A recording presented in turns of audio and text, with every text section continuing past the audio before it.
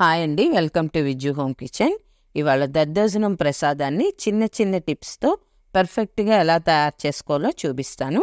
ఇది మనకి టెంపుల్స్లో ప్రసాదం కింద ఇస్తారు కదండి, అలాగే మన దేవి నవరాత్రిలో కూడా ఒకరోజు నైవేద్యంగా అమ్మవారికి సమర్పిస్తారు. ఇప్పుడు దీన్ని ఎలా తయారు చేసుకోవాలో చూద్దాం. ముందుగా రైస్ని వండుకోవాలి. దీన్ని రెగ్యులర్గా మనం వండుకునేటప్పుడు వేసే వాటర్ కన్నా ఒక హాఫ్ ఎక్స్ట్రా వేసుకొని ఒక విజిల్ కూడా ఎక్స్ట్రా ఇచ్చుకోవాలండి. అప్పుడు మనకి రైస్ మెత్తగా వస్తుంది. ఇలా వేడి మీదే ఒక గైడ్తో చక్కగా మెదిపేసుకొని పూర్తిగా చల్లారనివ్వాలి. ఇప్పుడు ఇందులో 1.5 కప్పు మిల్క్, చల్లగా ఉన్నవి వేసుకోవాలండి, అంటే కాచి చల్లార్చినవి వేసుకోవాలి.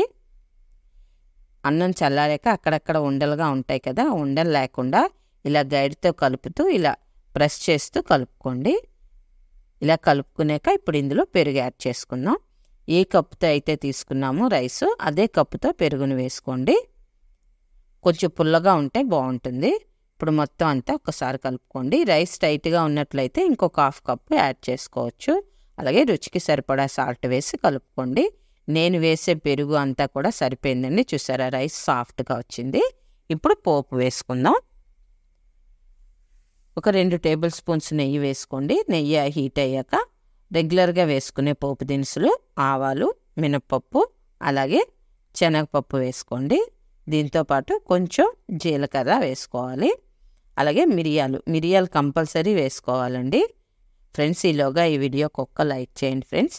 అలాగే కొత్తగా ఎవరైనా మన ఛానల్లోకి వచ్చి చూస్తున్నట్లయితే సబ్స్క్రైబ్ చేసుకొని చూడండి. ఇందులో 2 ఎండుమిర్చి కూడా వేసుకొని వేపుకోండి. ఎండుమిర్చి కూడా వేగిన తర్వాత సన్నగా తరిగిన అల్లం ముక్కలను కూడా వేసుకోవాలండి. ఈ అల్లం ముక్కలు కూడా చక్కగా వేగిపోవాలి. నెయ్యితో పోపేసేటప్పుడు మనం ఫ్లేమ్ మాత్రం మీడియంలో ఉంచుకోవాలండి, ఎందుకంటే నెయ్యి వేగన హీట్ అయిపోతుంది కదా. ఇప్పుడు సన్నగా తరిగిన ఒక 2 పచ్చిమిరపకాయలు కూడా వేసుకొని, పచ్చిమిరపకాయలు అల్లం ముక్కలు వేగిన తర్వాత కరివేపాకును వేసుకోండి. అంటే మనం దించే ముందు కరివేపాకును వేసుకోండి. కరివేపాకు కూడా కొంచెం వేగాక ఇందులో 1/2 టీ స్పూన్ వరకు పొడి ఇంగువని వేసుకోవాలి. ఇంగువ వేసుకొని ఒక్కసారి కలుపుకొని స్టవ్ బంద్ చేసి పోపు మన రైస్లో యాడ్ చేసుకుందాం.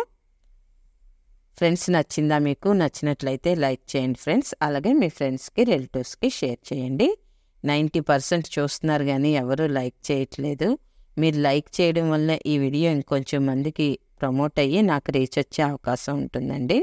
తప్పకుండా లైక్ చేయండి ఫ్రెండ్స్. అలాగే ట్రై చేశాక ఎలా వచ్చిందో కామెంట్ చేయండి. కొత్తగా ఎవరైనా మన ఛానల్లోకి వచ్చి చూస్తున్నట్లయితే సబ్స్క్రైబ్ చేసుకొని చూడండి.